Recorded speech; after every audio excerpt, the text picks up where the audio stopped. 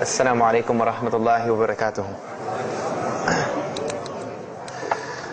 Alhamdulillah, alhamdulillah hamdan kathira. Wassalatu wassalamu ala Rasulullah wa ala alihi wa sahbihi ajma'in. Ashhadu an la ilaha illallah wahdahu la sharika lah. Wa ashhadu anna Muhammadan abduhu wa rasuluhu wa khataman nabiyyin wa rahmatul lil alamin. Wa da'iyan ila Allah bi idnihi wa sirajan munira, amma ba'd. I'm going to tell you tonight about my journey from where I once was as a former Christian youth minister to how I got to where I am now.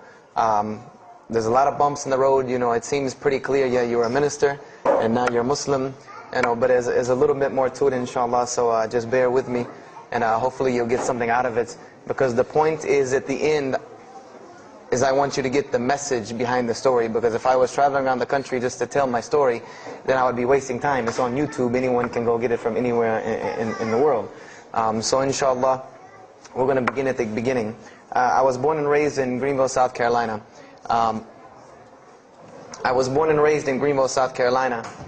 And I was raised by my grandparents, because at a very early age my mother had stepped out and my father was working 2 jobs. So it was me and my grandparents.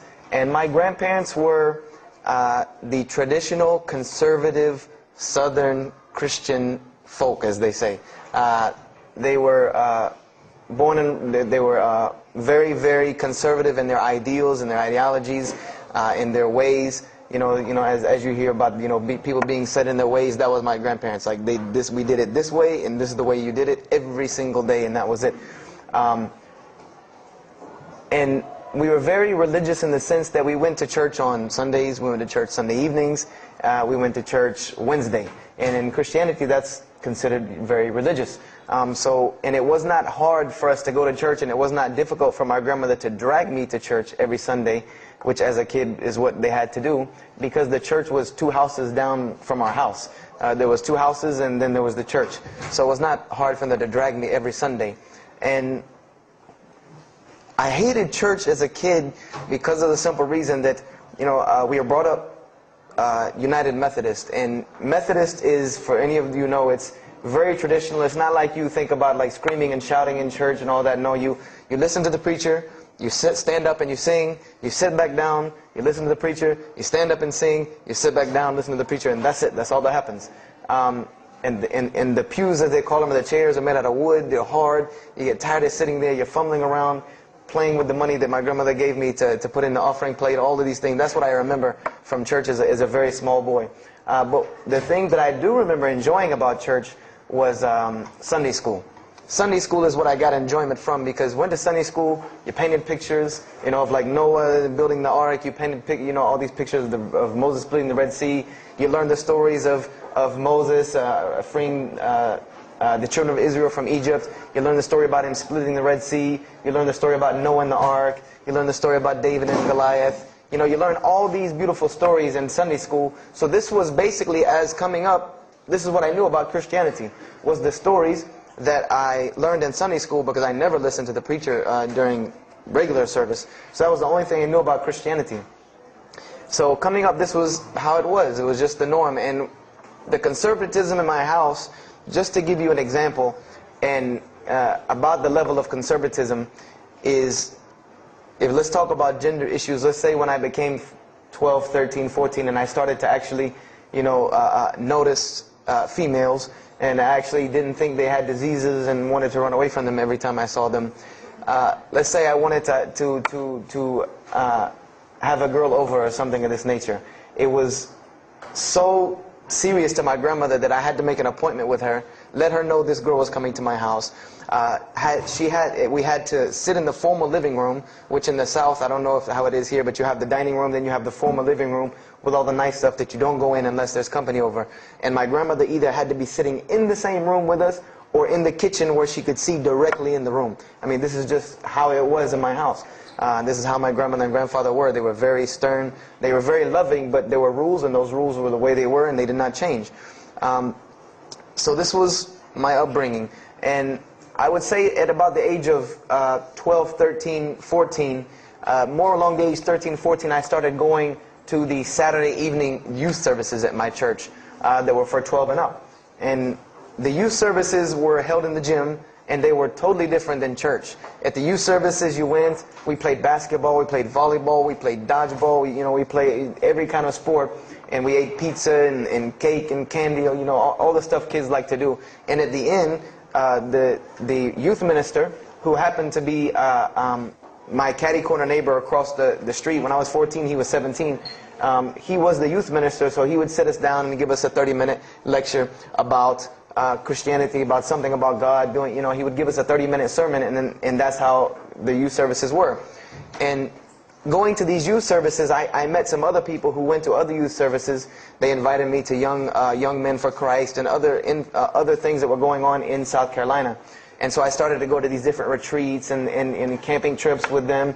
And so that is when I would say that I started to become a Christian out of will. I became a Christian because I wanted to, not because it was something I was dragged to do. I started to actually want to be Christian. This is something I wanted to do. I made my own choice and my own decision to do it.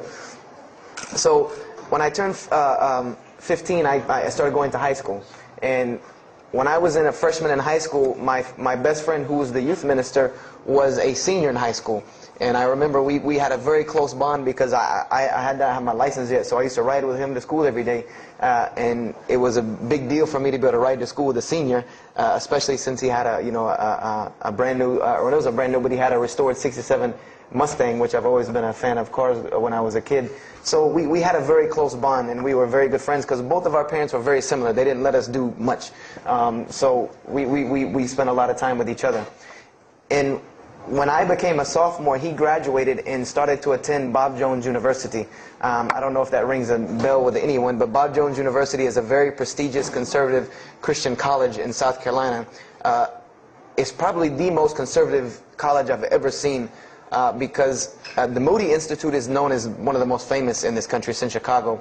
But Bob Jones is conservative to the point to where when it comes to men and women, like men and women are not allowed to get caught talking to each other in a room alone if they're not married, holding hands on campus. The men had to wear button-up shirts or polo shirts tucked in with slacks or jeans. The women had to wear skirts. No jeans, skirts that came down to the ankle, and a shirt that came to the wrist. And this was part of the guidelines for Bob Jones University. You didn't party, you didn't drink, there was none of this that happened at Bob Jones University. And he started going there, and his major was textual criticism. And textual criticism probably doesn't ring a bell with anyone, and to explain it in detail would probably take another entire lecture. But just to give you a brief synopsis of what is textual criticism.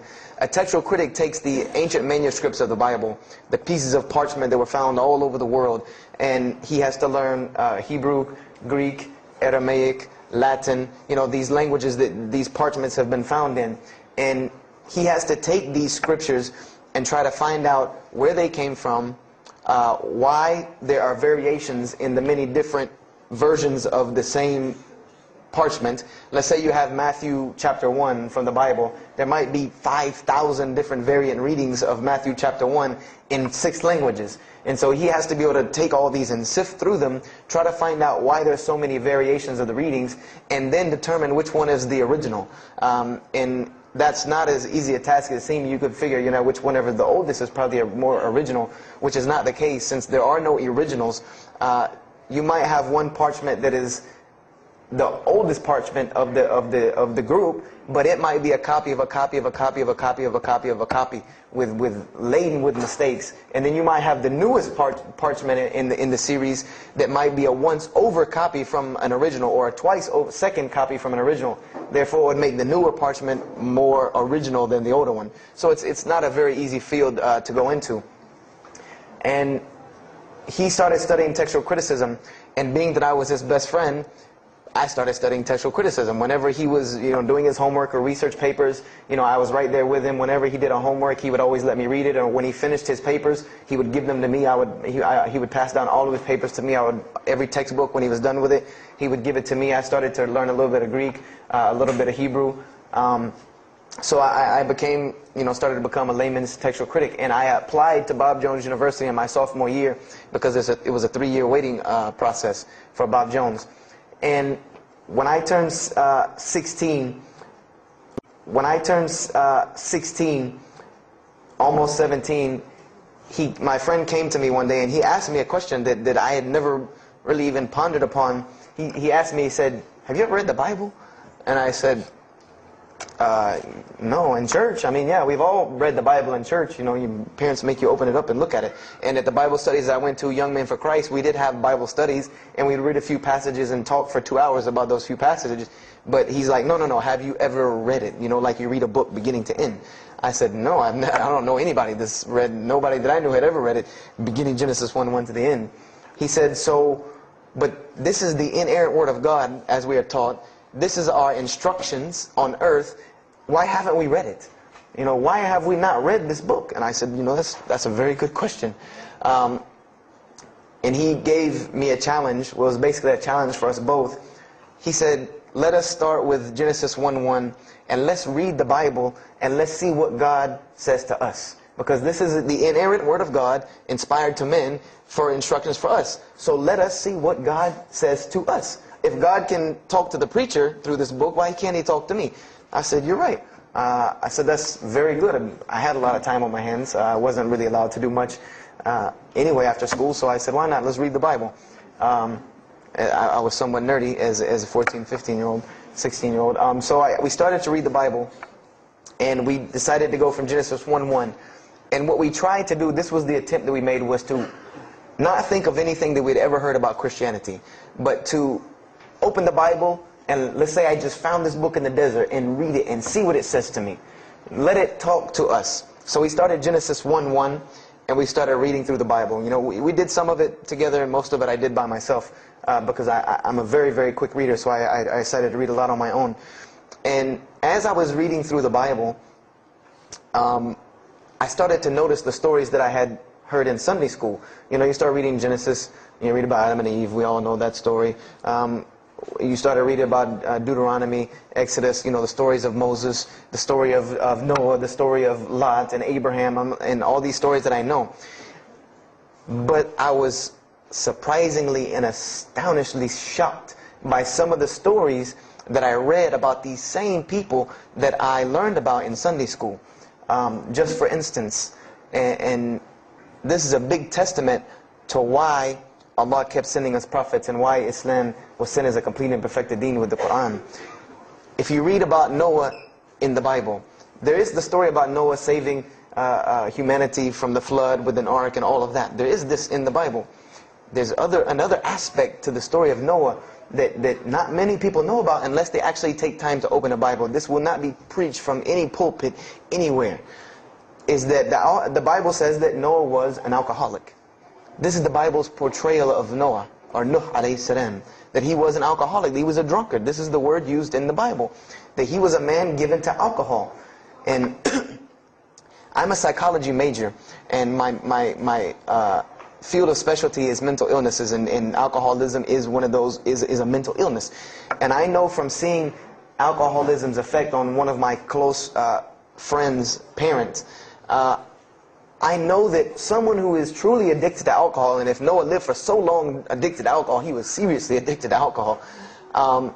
It is hard for someone addicted to alcohol to hold down a 9-to-5 job working at McDonald's flipping hamburgers, much less construct an ark to save humanity from a flood that's never happened. So that stopped me for a moment in my tracks, and I said, Noah was an alcoholic. You know, and it bothered me for a minute, because I said, you know, things started popping in my mind like, if Noah was a drunkard, how did he know God was talking to him? Because, you know, I've seen some people, the alcoholics, you know, you were just asleep in my dog's food bowl the other night, drooling, and now you're telling me you were talking to God last night. You know, you know, to rationally, that would not make sense to me. That's like, you know, an alcoholic on the street coming to you and tell you God's talking to him. You know, he has no, this would give this man no validity. This man has no validity with anyone. So I didn't pay too much attention. It caught me, but I said, you know what, I'm going to keep going, because there's one thing that you don't do in Christianity, and I'll tell you what it is in a minute when I started doing it. Then I came across the story of Lot, or Lut alayhi salam, and we all know the story of Sodom and Gomorrah in these stories, but there's another very twisted story in the Bible about Lot and his daughters. There's a story of Lot and his daughters in the Bible that says his daughters got him drunk one night and seduced him and committed incest with him. This is the Bible. This is one of the Bible portrayals of the prophets of God. The person who saved his family from Sodom and Gomorrah. This is the story that is in the Bible. So I'm catching myself again like, oh, this is becoming a really bad habit that I'm seeing. This is becoming a bad recurrence that I'm seeing over and over again in this Bible. So, you know, after that I started, you know, speeding through some of the other mumbo jumbo to get to more of these prophet stories. And I got to the story, there are others, and there are some stories in the Bible that are not PG rated, period. They're not rated for talking anywhere. You know, you would need an 18 and up ID card to be able for me to even tell you these stories. So the one that intrigued me, that caught my attention the most, was of my most beloved story in the Bible, and that was of David and Goliath. That was my most intriguing story to me, because not only was, you know, it said that in the Bible that David was a very small man and Goliath was a very big man, and that was appealing to me because I've always been very short, and as a kid I was really short. So, you know, I said this was a very beautiful story to me, just in its prose and in its concept of overcoming. And so I started to read about David. And there are very beautiful stories about David in the Bible. There are indeed. But there is one story about David in the Bible that shocked me to my core. And it's a story about three people. There's three people in this drama: David, Bathsheba, and Uriah.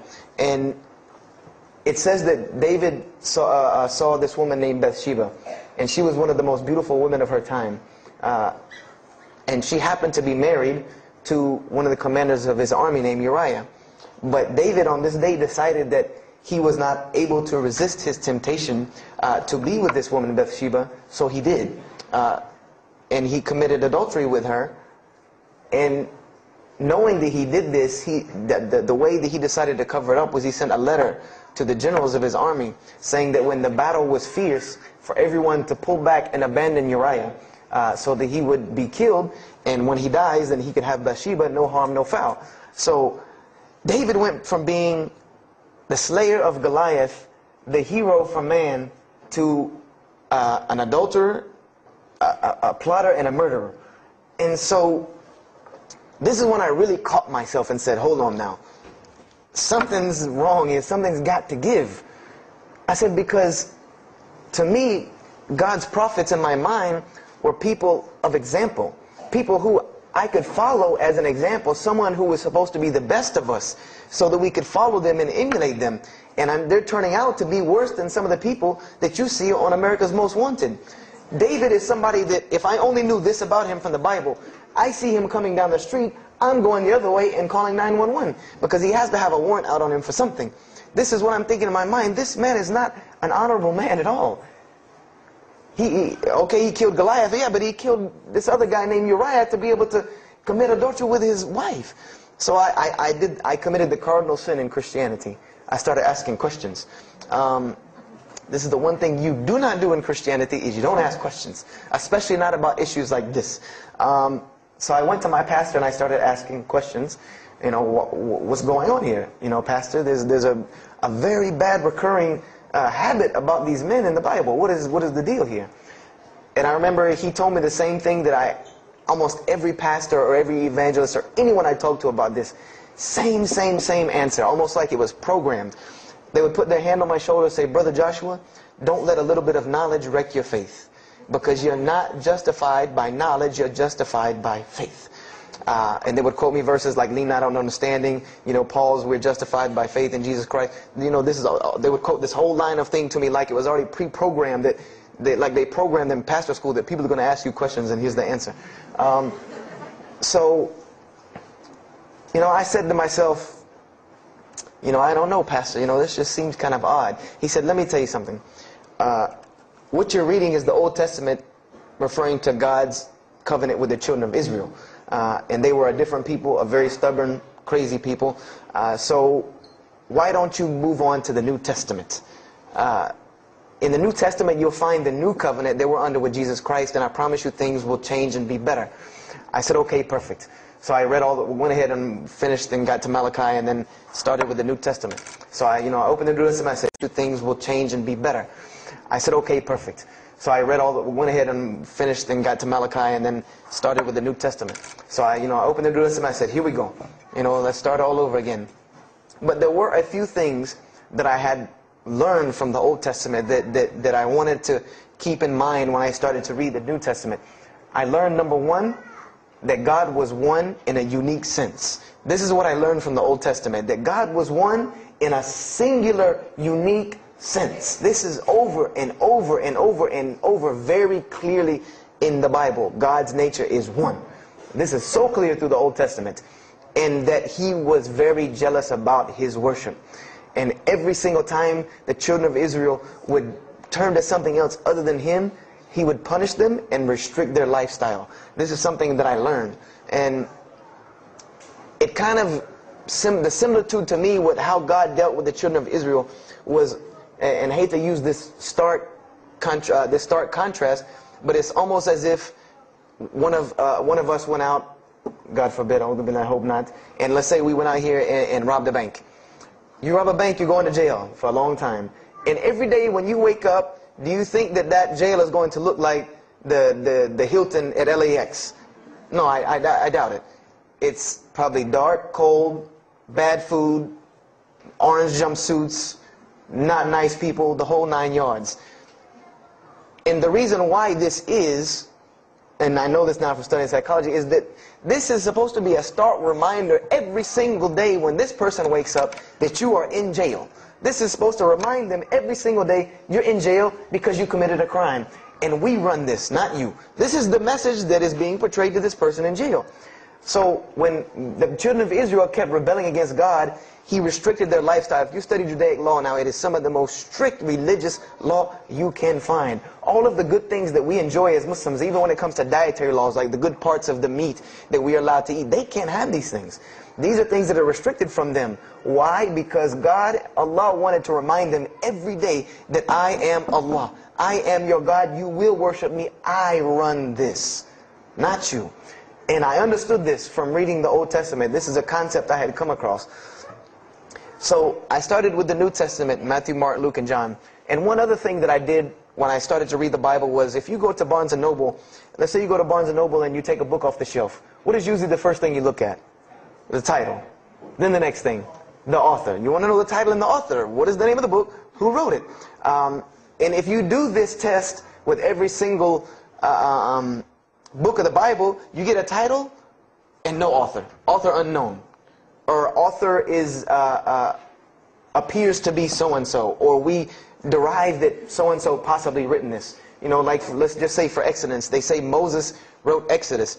Which if you read some of Exodus, he couldn't have written all of Exodus because the last part of Exodus is Moses' death, burial, and Joshua taking over the children of Israel. And now, unless Moses was a sure indeed prophet that was able to write things after he died, then he did not write these things. And so when you go to Matthew, Mark, Luke, and John, I wanted to know Matthew who, Mark who, Luke who, John who, because it's called the Gospel according to Matthew. The bad thing is that no one knows. No one knows because no one pinned their name down to these things. No Bible scholar in his right mind will tell you that we know for sure Matthew so-and-so wrote this, Mark so-and-so wrote this, Luke so-and-so wrote this, John so-and-so wrote this. It's factual information that we do not know who wrote these. So I was intrigued. I'm like, that doesn't, why would somebody write this book that's supposed to be passed down over generations and people are supposed to, this is the inspired word of God to guide mankind, and nobody decided to pin down who wrote it. But anyway, I started to read it, and I started to notice things about the teachings of Jesus Christ. And they were not what I had learned in church. When Jesus spoke, He spoke of the nature of God. And when He spoke of the nature of God, it was the same nature of God that I found in the Old Testament. Jesus said many times that God is one. God is unique. He would even quote from the Hebrew Scriptures. Hear, O Israel, the Lord your God is but one. When He was asked, what is the greatest commandment? Or He was asked the greatest commandment. He said the greatest commandment, and every Muslim should understand these two concepts. This should be nothing new to you. The greatest commandment is to love the Lord your God with all your heart, with all your might, with all your strength, and then to love your neighbor as you love yourself. He said the rest hang on these two, which we know in Islam we have rights of the Creator and rights of the creation. So this was the concept that he was teaching. And he even said in 1 John 5:17, and this was more clear to me than anything else can be, this is life eternal, that they may know you, the only true God, and Jesus Christ whom you have sent. And when you look at that in the Greek and the Aramaic, it is almost exactly to a T of La ilaha illallah Muhammad Rasulullah. Now that I know Arabic and have understood that, very same similar statements. Yes, indeed, there were some implicit statements about that you could implicitly, if you took them and separated them from everything else, you could maybe derive that Jesus was trying to claim some divinity or something for himself. But I also know from doing psychology, and I did a little bit of law too, that an implicit statement cannot override an explicit statement. An explicit statement always takes precedence. So if Jesus said God is one, and he anagorically may have alluded to God being more than one, then the clear statement overrides that each and every single time. So this is what I found through the New Testament. And I also found that Jesus taught salvation. But his salvation that he taught was obeying God and following the commandments. This was his mode of salvation. One man asked him, "Good master, tell me how I can inherit the eternal life." He said, "Follow the commandments." Follow the commandments. He even, in Matthew, was so sincere about it. He said, "Whosoever shall follow the least of these commandments and teach men to do so shall be called the greatest in the kingdom of heaven. But whosoever shall break the least of these commandments and teach men to do so shall be called the least in the kingdom of heaven." So this I understood very clearly, that Jesus taught the same nature of God that was in the Old Testament. He taught that the salvation lied in worshiping God and following the commandments. This I understood. Matthew, Mark, Luke, and John were very clear about this.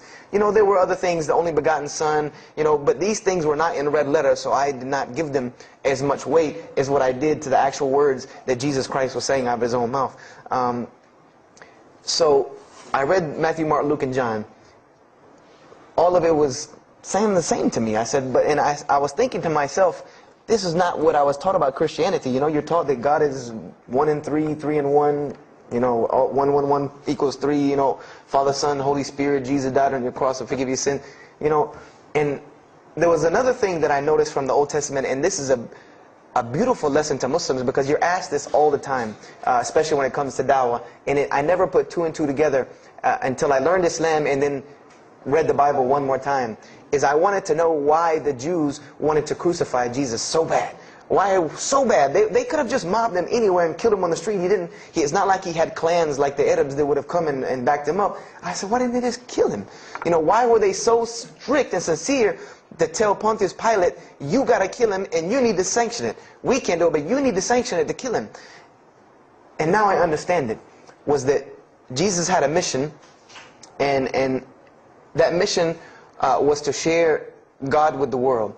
And Paul even kind of tells on himself in his book of Galatians as to why Jesus was meant to be crucified, or the Jews wanted to crucify him. Paul said that the crucifixion is the stumbling block for the Jews. And he explained in Galatians that Jesus Christ, and this is how he tried to roundabout explain it, was cursed for us, to remove us from the curse of Allah by taking this curse upon us. For it is written, and he quoted the Old Testament, everything that hangeth on a tree is cursed. So I went back and studied the Old Testament and Judaic law, and I realized that people who were crucified, that was considered a curse upon them. You had to do something pretty serious to get crucifixion, because it was considered a curse from God. It was part of their law that when someone is crucified, that person is cursed. So wherever they buried these criminals, like in the graveyards in Israel, in Jerusalem, in Palestine, where they buried these criminals that were crucified, this was considered cursed ground. This was considered ground that you didn't go on, and you did nothing here, because these people are cursed by God. So I started to put 2 and 2 together. It's not that they wanted to kill Jesus, because they could have just killed him. They wanted to disprove who he was. This was their point, was to disprove who this man was. He said he's the Messiah. They wanted to disprove it, and they knew if you can crucify Jesus, he can't be the Messiah. He cannot be our Messiah if you can crucify him. And even if he is, if we can still force our crucifixion on him, then that'll detriment his message. So they understood this and knew this, and this is why they wanted to crucify him. And this is exactly why Allah saved him from it. Because everyone asks you, why did Allah save him from the crucifixion? Because you cannot crucify. That was part of his law that he came to fulfill, that he could not be cursed according to this law. He said, I have come to fulfill the law. That was part of his law that he came to fulfill, that he could not be cursed according to this law. He said, I have come to fulfill the law. To fulfill it. Therefore, he couldn't be cursed according to it. And this is why he went to the Garden of Gethsemane and asked God to remove this from him, because he knew how detrimental this was to his message of crucifixion. So I began to see all of these things. So I started to read, I got to the book of Acts and started to read the writings of Paul the Apostle. And things went from this to this. It went from one way to another way. It went completely flipped, turned around. The entire teachings went from obeying God, worshiping God, following the law, to worshiping Jesus Christ and abolishing the law completely. Paul even wrote to the Galatians, "Oh, you foolish Galatians, why are you still following this cursed law?" Jesus Christ came as a curse to remove us from the affliction of this curse. So I said to myself, but Jesus just said a few books before this that whosoever shall break the least of these commandments and teach men to do so shall be the least in the kingdom of heaven. And here you go, Paul preaching this gospel to abolish the law. So I even asked, what is going on here? So I started asking my pastor, and my pastor said, now you're getting into deep water. You know, now you're starting to question the New Testament. You really have some issues. You know, they even thought that I might be, you know, possessed and all kinds of things. So I had a very big conflict going on inside of me, and my friend took me to his textual critic teacher, his professor. And what this man told me probably wrecked my faith in Christianity. And I always say, I doubt he would be very happy me traveling around the world telling people that a Christian professor from Bob Jones University wrecked my faith in Christianity. But he did. Because what I asked him was, what happened to all these contradictions? You know, in the Old Testament there are many contradictions. If you study Hebrew language, you'll understand that when you read some of the Old Testament or the Torah, that there are some parts of the Torah that you can see is the most beautiful Arabic that you can see, the most beautiful Hebrew that you can see, just like when you read the Quran. It's very beautiful Hebrew. And then 2 chapters later, you'll see Hebrew that looks like a broken 3-year-old who is trying to scribble some Hebrew down. It looks very colloquial, very dialectic. You can tell it's not the same person speaking. So I went and asked him about all this stuff I saw. And he told me, he said, what you have is a book written by men over centuries and centuries and eons and eons. And he says, and this book started as an original that was copied and copied and copied, and somebody added a mistake, and somebody came behind him and corrected that mistake and added 2 of his own. Someone came and copied it and skipped a line and added a line where it wasn't supposed to be. And then someone else came and copied it and took it to his country, and in order for it to fit well with the doctrine they were teaching, he would cross out a dot here or cross out a word here or change a word here so that it would fit with the theological ideas of this part of the world. And he said, and after all these years, you have a book now that is compiled from all of this, written by the hands of men that still have men's fingerprints left on it. And that's what you have. You have an imperfect book that is only perfected through faith. This is exactly what he told me, that this book is perfected through faith. You cannot perfect it textually. It's not a textually perfect book. Those who believe in it by faith. And so I said, here we go again with this faith thing. You know, I said, God gave me a brain for a reason. If he did not want me to use it, he would remove this reason and logic part of my brain out and replace it with more faith. So, you know, and I was of the opinion, you know, as the saying goes, my grandmother didn't raise a fool. I'm no fool. You know, I said, I can't believe in this. You know, I mean, this book I've been taught is the inerrant word of God, and you're just telling me that it's a book of errors that's only perfect through faith. That's like me taking a 1982 Datsun all beat up and saying, if you believe it can be a Mercedes. If you believe. You know, that would make no sense. You can't take a car to the car dealership and say that. No, if you really believe it, if you look at it right, it's a Mercedes. So I said, no, you know, this is a book full of errors. And God's religion is perfect. If God has a religion, it's perfect. If He has a book, it has to be perfect because He is perfect. So I left Christianity completely.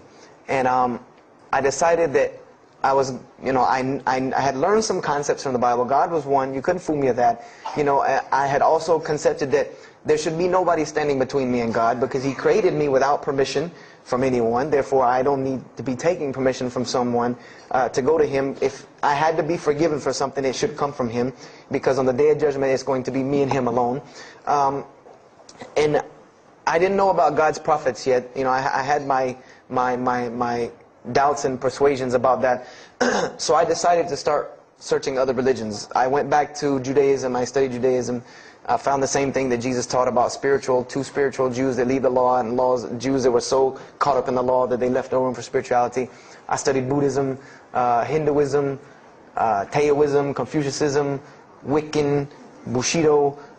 Everything I could get my hands on, every type of ism or religion, I studied it. But there was one litmus test that I used for every religion. And whenever I met them, or the people, or whatever about this religion, I would always ask them, do you have a book?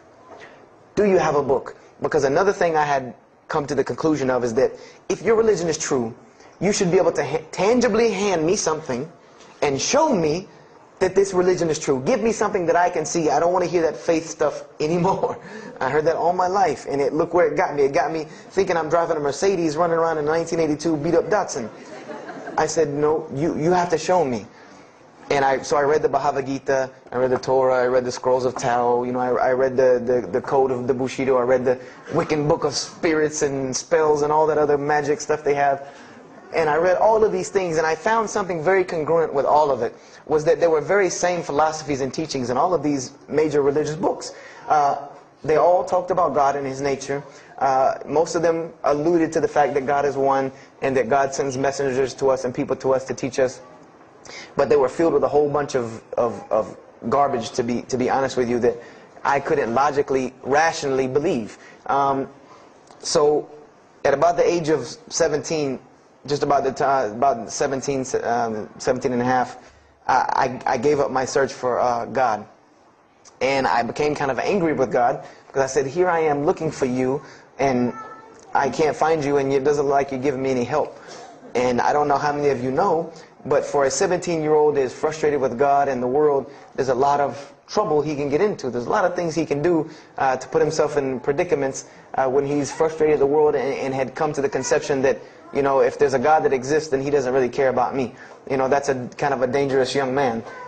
So I started doing the whole partying in trouble, going to parties, drinking underage, all of this stuff I started doing. I'm a perfectionist at heart.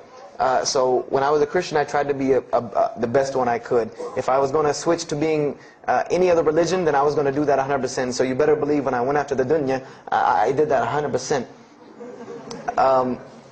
And I was a martial artist since I was 15 years old, and even though it was only 2 years, 2 years at 17, you think you're Bruce Lee. So I got into a lot of fights. Got kicked out of school, had to go to another school, got in one fight, got arrested for a fight, and there were a couple incidences that stopped this downward spiral, because I was on a very, very quick downward spiral and I believe if I would have continued on that downward spiral, I would probably end up hurting someone, killing someone, or them hurting or killing me. And there were two incidents that brought that to an abrupt stop, like pulling the emergency brake. And the first one was a car accident that I was in.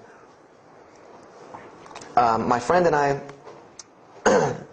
were on the way back from Clemson University from a frat party, and we were driving up 385 in South Carolina, and we were both highly intoxicated, and I decided that night that he was driving, I decided to put my seatbelt on for the only reason that I kept falling over when I fell asleep without the seatbelt on, because I didn't really believe in the seatbelt thing, because I said if I'm going to die, I'm going to die. That was the conception that I come up with, that if it's time for me to die, it's time for me to die. I didn't believe in the whole tying your camel thing. So I put on my seatbelt, and I fell asleep. And the next thing I know, I remember waking up with the car shaking. And I woke up to grab my friend because I thought maybe he had fallen asleep. But when I woke up, the only thing I saw was the tree line and then the pavement coming right at my face.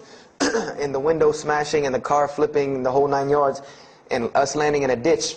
And I remember getting out of the car. That was the first thing I thought. You know, number one, I couldn't believe that, you know, you don't really think about, oh, you're alive. No, you just move. I jumped out of the car and realized that I had jumped out of the back of the car that wasn't there anymore. It was still in the median on the other side of the highway, and the front part of the car was over in the ditch. And I drug my friend out, who was not unconscious, and pulled him over the side of the road. I had no injuries. I looked at myself trying to find what's missing, and there was nothing but a piece of glass stuck in my arm that I pulled out, and it missing. And there was nothing but a piece of glass stuck in my arm that I pulled out, and it just so happened that a state trooper was passing the other way, because he turned around and came back. And when he came back, he asked what had happened. And the first thing he asked me was, did you see what happened? Because there was other people who would pull over, so I guess he thought that I was a bystander, because I started to walk towards him. He's like, did you see what happened? You know, where are the people? I said, yeah, I really saw what happened. I was in the car. You know, and he was like, you know, as they say, like the color drained out of his face, because he was shocked. He said, there's no, how were you in that car? You know, and of course they took to the hospital.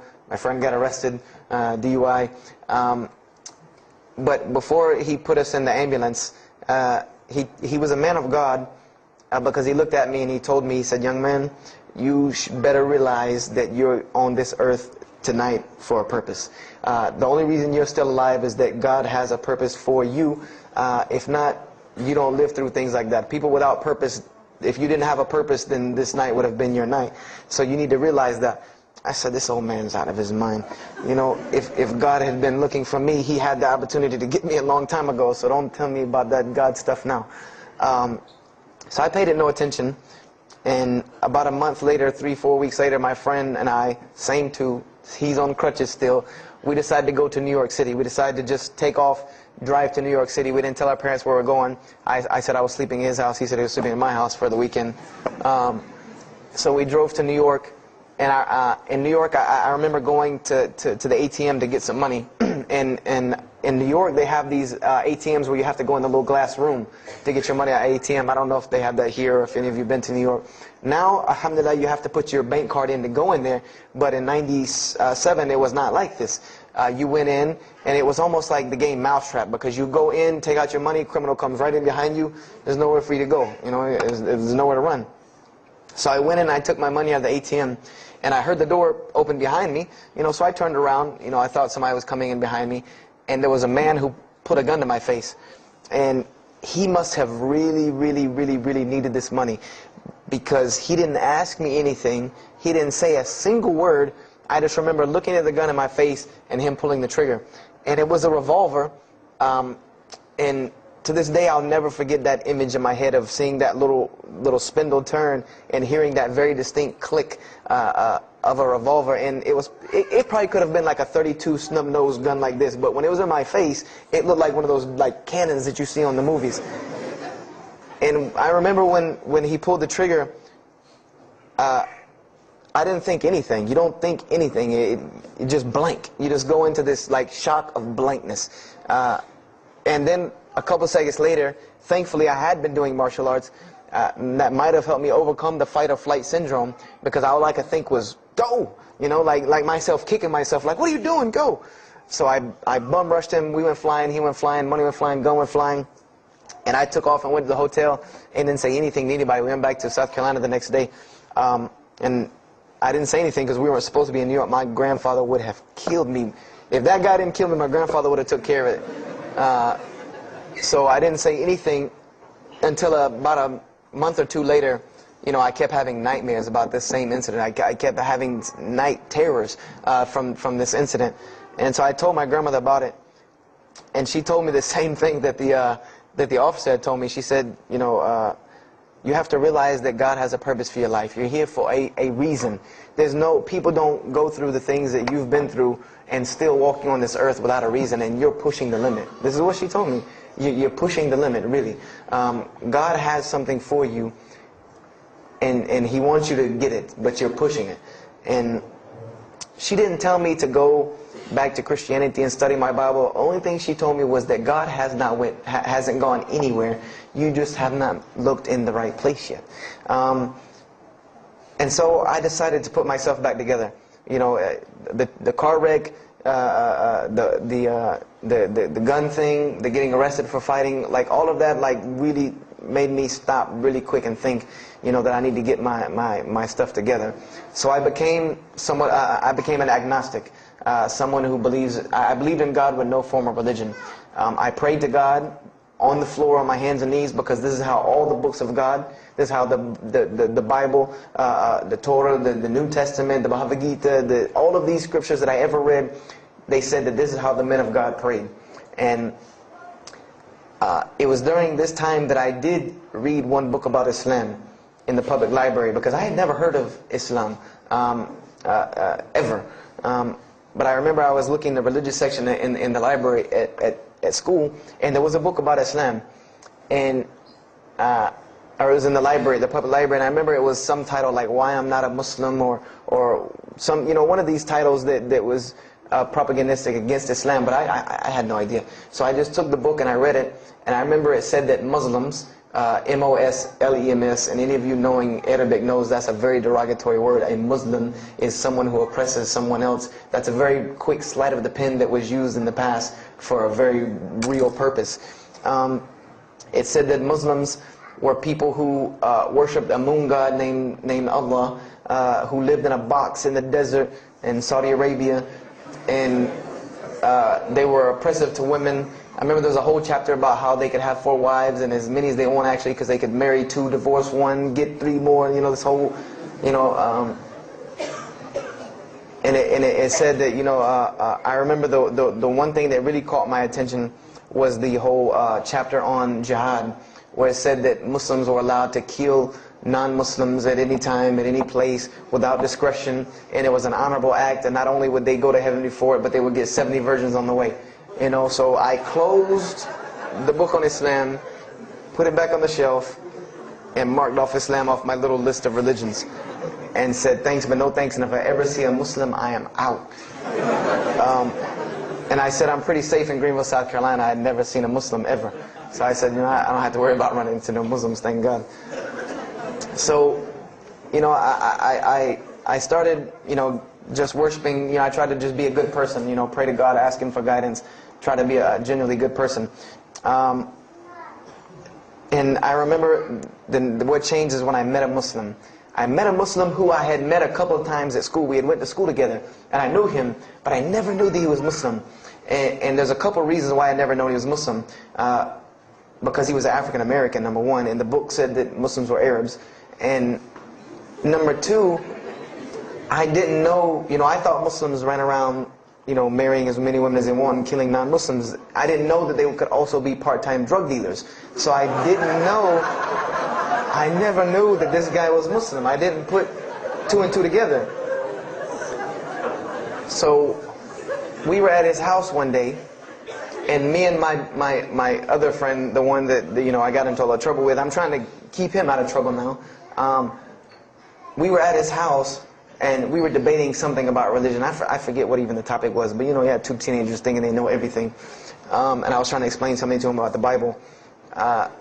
And that guy came in and was listening. He said, "Have you ever heard of Islam?" I said, "Yes, I've heard all about Islam."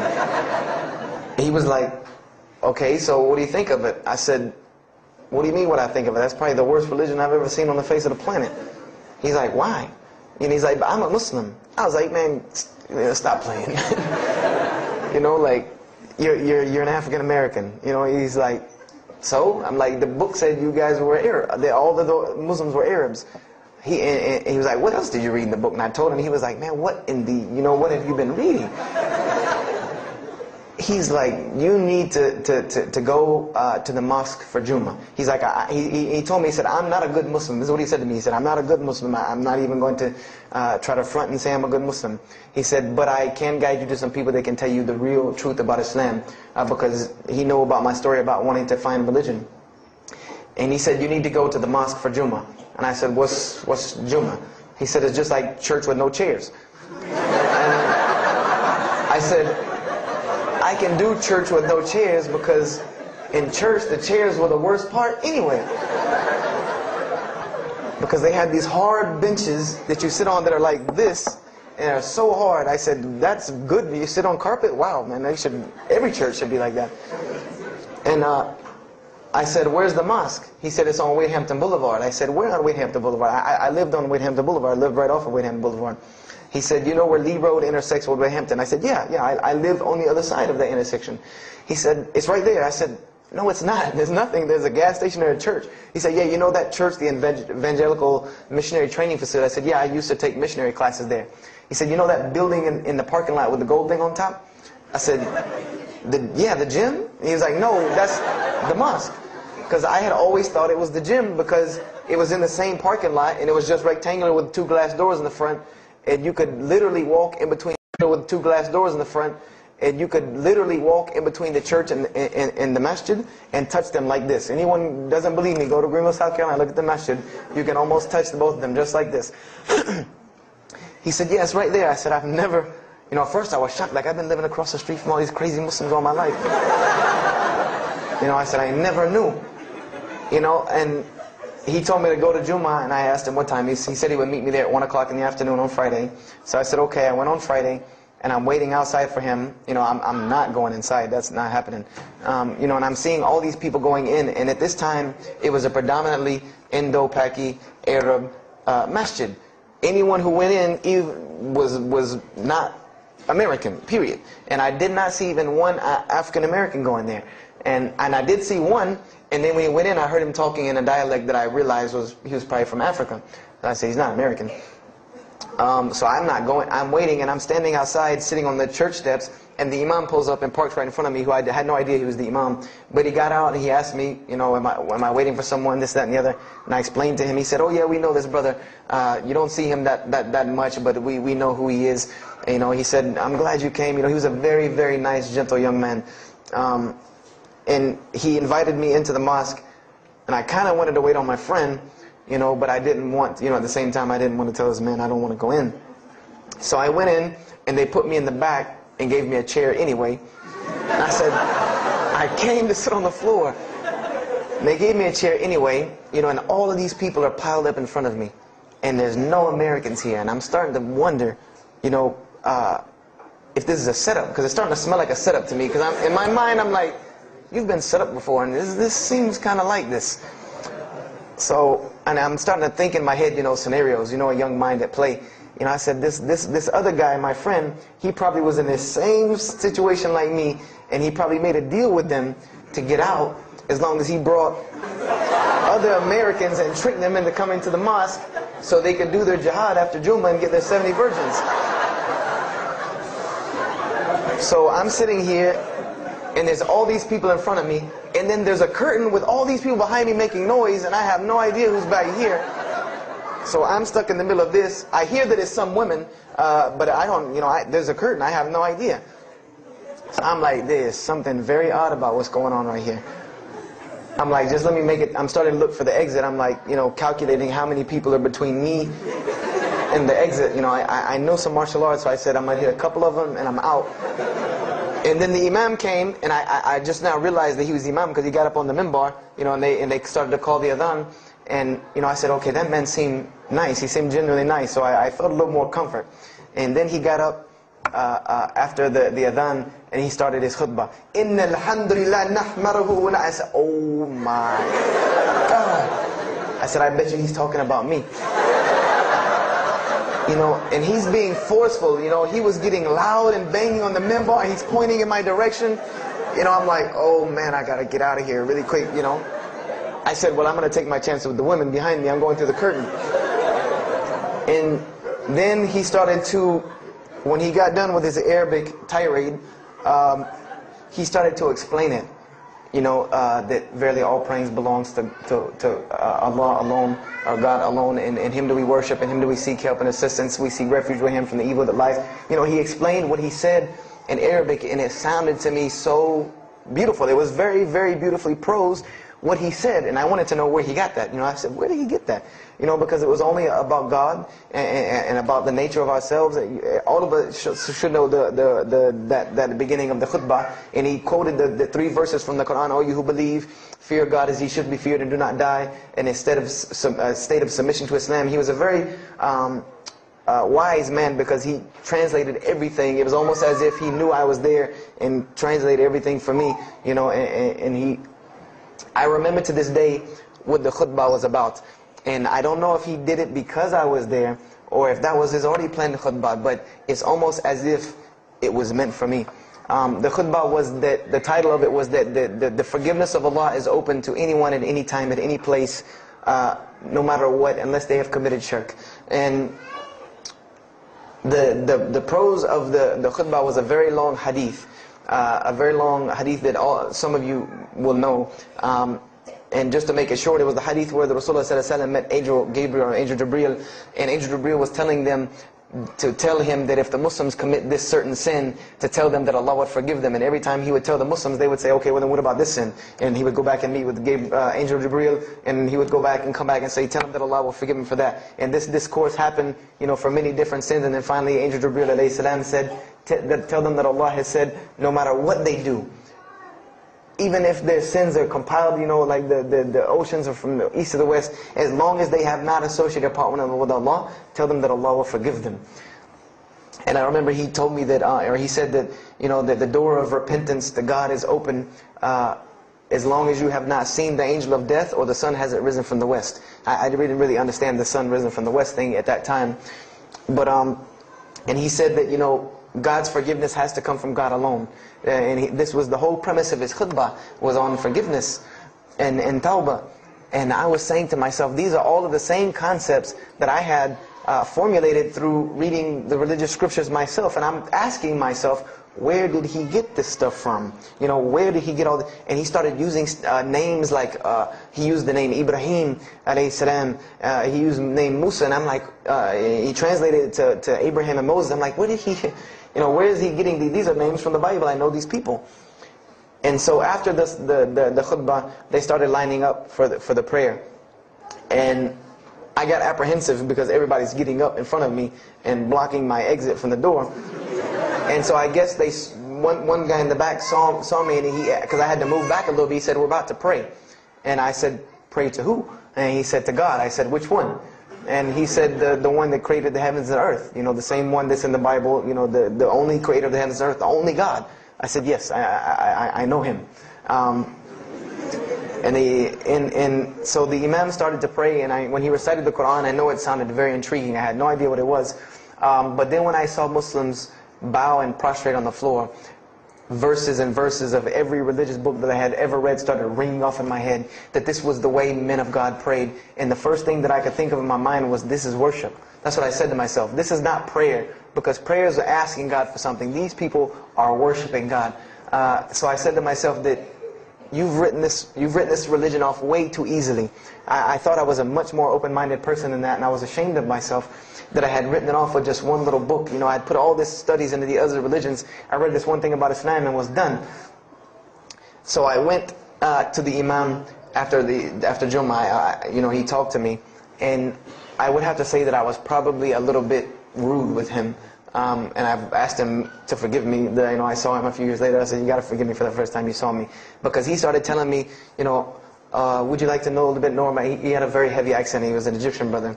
Would you like to know a little bit more about Islam? He tried to give me some pamphlets. I said, no. I don't want any of this right here. I said, do you have a book? This is what I wanted to know. Do you have a book? Can you give me? He said, yes, we have a book. I said, it's called the Quran. I said, can I read it? Is it in English? Can I read it? He said, sure, you can read it. And then he tried to explain it to me a little bit, how it came by. I said, nah, just give me the book, because the book should speak for itself. So I took the Quran home, and on Friday night I started to read it, because this is a book I had never seen before. And I was very interested. So I went home and I opened the Quran, and I read the Fatiha. It seemed to me kind of like the Lord's Prayer. You know, it was a little similar to what I found in the Bible. But then I started to read Surah Al-Baqarah. I started to read Surah Al-Imran. And I started to see names that I had seen before. I started to see names like Abraham, Moses, David, Jesus, Yahya, John the Baptist, Zechariah, Mary. And I said, I know all of these names, but there was something different about these people in this book. The prophets that I found in the Bible were people that were deplorable, of not very character. These same men in the Quran were someone who were at the highest echelon of moral character and moral fiber. They were someone that was an example to be followed because they lived the message that they preached. Therefore, they were able to be followed and emulated. So, I read all of these chapters, and I read the story of Jesus, peace be upon him, because when I saw the name Jesus first, that really intrigued me. I wanted to see, what does this book have to say about Jesus? And I read the story in Ali Imran, and I read the story in Surah Al-Maryam, and it was more beautiful than anything I had ever read in the New Testament, or any nativity story that I had ever heard. It was more beautiful than that times 10. I remember the only thing that I could capture anything I had ever read in the New Testament, or any nativity story that I had ever heard. It was more beautiful than that times 10. I remember the only thing that I could capture in my mind was the miracle of how, because in the Bible you never really figure out the conflict of how Mary gets over this finger pointing at her about her coming with a baby and she's not married. There's no real end to that. There's no real defense for her from this in the New Testament. But the Quran is so explicit and so clear that Jesus' first miracle was to speak from the womb, to speak as a baby and defend the honor of his mother. Something that you cannot deny, something that you cannot deny about her, who Mary was, when you have this baby speaking on her behalf. So I would say I read the Quran entirely in 3 days. But that first night, after I had made it through Surah Al-Imran, my heart was already given to this book. I didn't know what it meant to be a Muslim. I didn't know how to be a Muslim. I didn't even know what that meant. But I knew that whoever it was that followed this book, I wanted to be like these people. I wanted to be like the people that I read about in this book. These were people I could follow. These were prophets. This was a book of guidance. And this was something that the book is calling and appealing to me. That if you don't believe in this book, you never see that. I've never seen this in any other scripture. The direct challenges that are in the Quran, that if you don't believe this book is true, put it to the test. Put it to the test. And this was something that was so astounding to me, that God is telling you over and over again, if you don't believe this is the truth, test it. Bring me something else like it. Test it. Put it to test. If it was written, if there was more than, all of the analogies about God, everything was so logical, so rational, so reasonable in my mind that it was like 2 + 2 = 4, and that was it. There was no 1 + 1 + 1 = 3, egg, yolk, water, fight. There was none of that foolishness. The Quran was very direct and very straightforward in its teachings. So I gave my heart to Islam that night in my living room, reading the Quran, and I cried and cried, that I had been looking for the truth all this time, had searched all this way, and it was right across the street from my house. And so I went back on Monday to accept Islam and ask these Muslims where in the world they've been all this time, and I go ready to go in there and do my thing, and I go and the masjid is locked. And because they only came on Fridays and for Isha during that time, and I didn't know. So I said, okay, I guess I have to come back on Friday, because every time I passed by the masjid after that, it was always locked. So I came back on Friday and I took my shahada, and as they say, the rest is history. But I don't travel around the world, and this was in December of 1998. I don't travel around the country and the world telling my story, just for the entertainment value. Even though I've been told it does have some entertainment value, I don't tell it for that person for sure. If that was the only reason, then you could just get it off of YouTube and it was the same exact story. I'm going to finish with this, and I hope you can give me 10 more minutes, inshallah, to tell you why I go around telling my story. I tell my story to let everyone realize that there are millions and millions of people just like me. Just like me in 1998, searching for the truth, can't find a way out. There are millions of people. There are probably millions of people in California, hundreds and thousands, if not millions, right here in in Orange County and Los Angeles in the Southern California area, that want to know the truth, that are tired of hearing the same garbage preached to them over and over again, tired of this shaitan box telling them the same thing over and over again. Tired of the world being in the condition that it's in. Tired of their life being in the condition it's in. And we as Muslims have the solution to every single one of their problems. And guess where we keep it at? Right here inside the masjid. Right here inside the masjid we have all of this truth. We have the solution to every problem in the world. You want to solve the world hunger? The problem of world hunger? Islam has the problem. You want to solve the problem of world poverty? Islam has the answer. You want to fix the economic situation of this country? Islam could fix it tomorrow. And this was in an op-ed piece in the Washington Post. In the Washington Post there was an op-ed piece that the two markets that are falling apart in this country are investments and housing. And there are two people in this market that while the rest are bottoming it out, this market is steadily climbing. It's not getting rich overnight like people want to, but it is continually going up, and that is Islamic financing and Islamic housing markets. These two things are so steady and so strong that economists in DC are trying to figure out how they can take some of these Islamic principles, from these investing and housing firms, and plug them into this system to give it some stability, because they realize that you won't get rich overnight in the Islamic system, but it will be stable. It will be something that will give stability. So they are starting to find out that Islam has the answer and the solution to their problems. But we already know this. We already know this, that we can solve every world problem with Islam. We'll put it into it. But the problem is we're hiding it from the people. Unfortunately, willingly or unwillingly, knowingly, unknowingly, we are hiding this from the people. And there's a statement in the Quran and that Allah warns the Jews about what they did with their religion. And it is a statement that is left in the Quran for us, that verily those who conceal the evidences and the clear proofs, after we have made it clear for them in the book, they are those who are cursed by Allah and cursed by those who curse, unless they repent and reveal that which they have been concealing. Those I will accept their repentance, because I am the one who accepts it, the most merciful. We have become guilty just the same way the Jews have of hiding the truth about their religion. When they saw the Prophet Muhammad ﷺ, they knew the truth and wanted to hide it. People, we know the truth about Islam, and we are hiding it. We as Muslims are running around begging Allah for dignity and honor and help, when He has already given it to us in this deen. Everything that a Muslim could ever want has already been given to him in this deen of Islam. Anything that you ask Allah for, there is an account set up for you to go take it out of. You just got to find it where it's at. And any of you, I'm not going to go through the ayahs for they're too long, but if you want to know the solutions to every one of your problems in this world and the hereafter, just go read Surah Al-Saf, ayah 10 through 13. Very, very easy solution. If I had the time, I would read them to you, inshallah. But we have the cure to every disease in the world, and we're not giving it to the people. And I want to use this as a parable because I really want this to hit home with you. Let's say, what is your name, brother? Abdullah, mashallah. Let's say me and Abdullah are best friends, we're brothers in deen, we're roommates, and we've been roommates for years and years and years.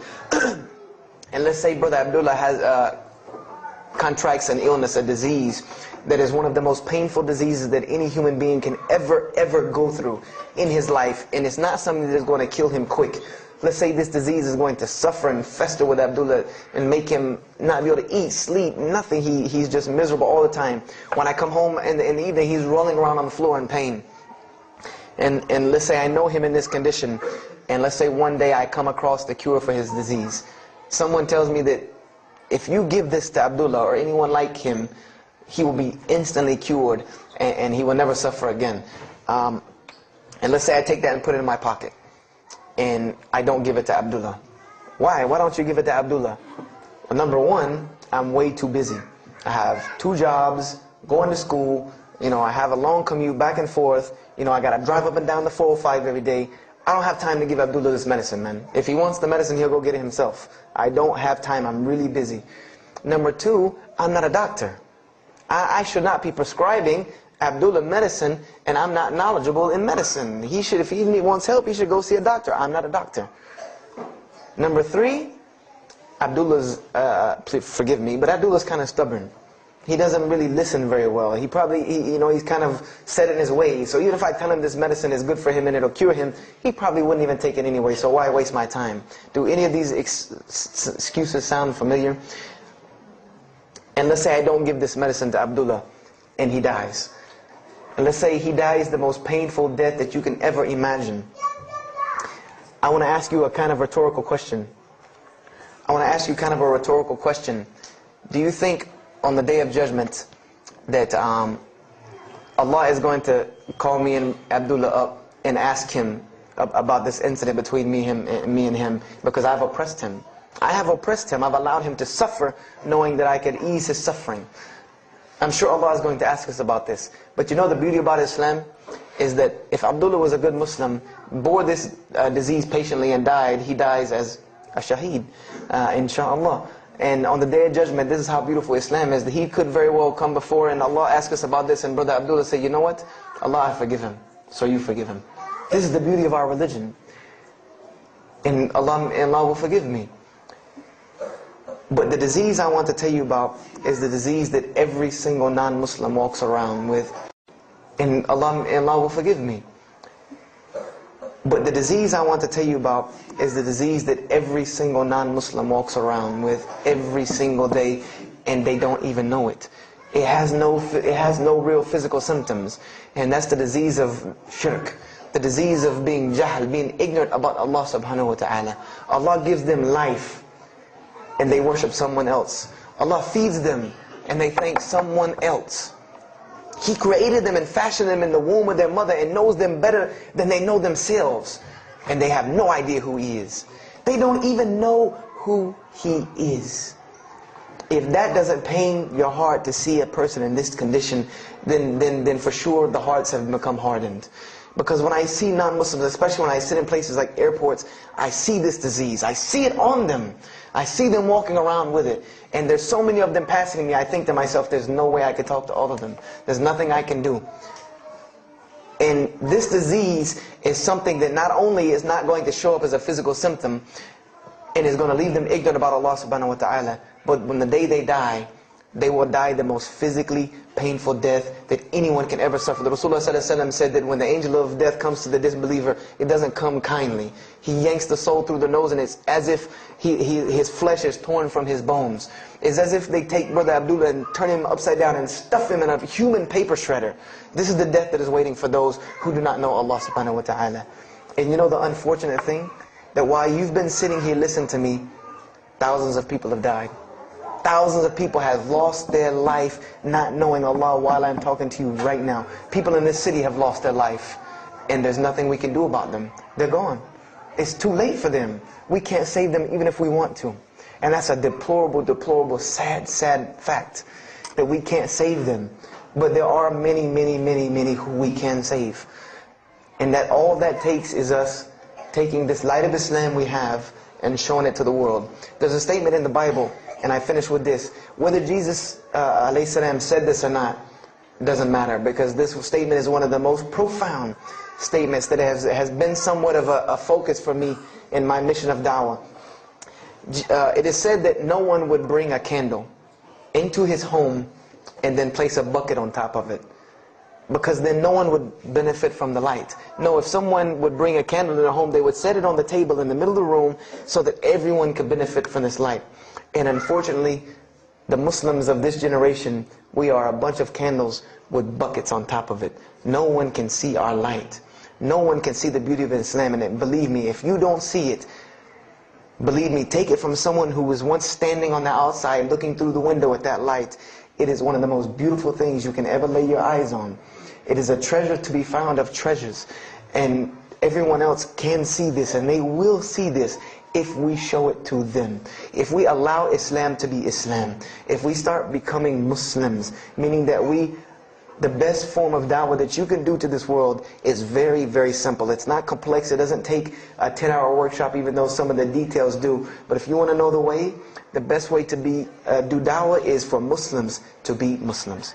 That's it. Study our history. Study the history of Islam. Why was the world conquered by Islam? Not through military campaigns and wars, but through Muslims being Muslims. The most populated Muslim country, Indonesia, was because of Muslims being Muslims. A few Muslims deciding to get up off their behinds and go to another country and live their life as Muslims, not shaving off their deen to be pleasing to those people, but being Muslims. And when the people asked them and inquired, what is it about you backwards Arabs that we've heard all these crazy things about? Now you come out of the desert with pristine moral and character, and you have better ethics and morals than we do. What is it that has happened to you people? And their answer was, La ilaha illallah, Muhammad Rasulullah. That we believe in Allah and He has sent us a man named Muhammad, and we emulate his lifestyle. That's why we're like this. This is what conquered the world for Islam. This is what conquered people's hearts for Islam. Was the truth and the beauty of it and its simplicity of its message. This is what brought me, and this is what the world needs. With all of this foolishness going on in the world, this is what it needs, the simplicity of Islam, whether they want to hear it or not. They know it in the bottom of their heart. When you show them the truth, even if they turn away from it, they know it's the right thing. They know it's the truth. And on the day of judgment, you can stand before Allah subhanahu wa ta'ala, having washed your hands and saying that I did my job. And I finished just one more thing. I finished with this. If you don't believe this is important, if you don't believe this is one of the most important things you can do as a Muslim, then the last statement of Prophet Muhammad ﷺ to the Muslims as a whole, he gave his farewell sermon. And we know that what his farewell sermon was a summary or a synopsis of what Islam is and its general principles. And he knew this was the last thing he was going to say to the Muslims as a whole. And how did he end this sermon?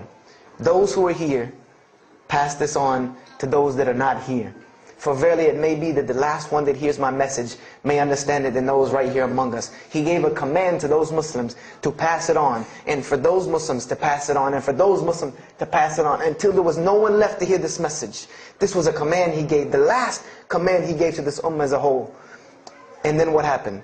He pointed his finger to the heavens and said, "O Allah, bear witness that I have indeed conveyed your message."